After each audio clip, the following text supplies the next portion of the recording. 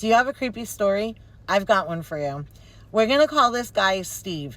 And Steve says that on a Thursday night, him, his mom, his dad, and his sister all sat down to dinner. It was during the week, which was weird because his mom didn't normally cook during the week. So Steve and the rest of the family noticed that mom is acting very weird. Like, she has this fake pasted on smile that was just really creepy and like not of her nature.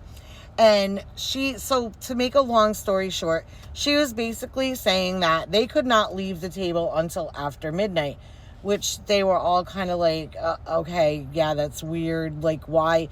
So his sister decided to test her, and the mom shot her arm out and like grabbed her wrist and like squeezed really hard with that same fake pasted on smile and said, nobody leaves this table until midnight. Steve keeps noticing that every time he looks at his mom, she's like glancing up at the clock, like she's literally waiting for something or someone. So 11:30 rolls around. All of a sudden, the lights start to flicker, and he can literally hear somebody breathing, like in the other room behind the dining room, like big, long, deep breaths and long sighs.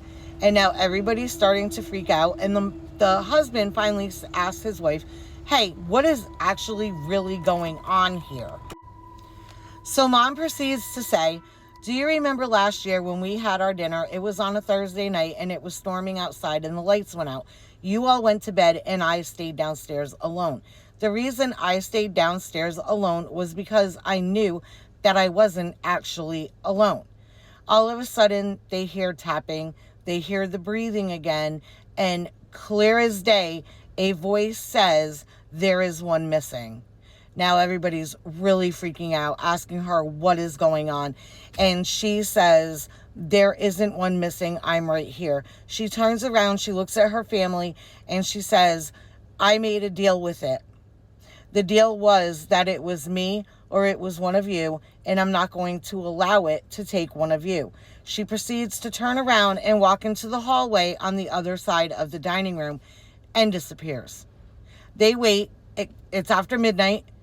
She hasn't come back.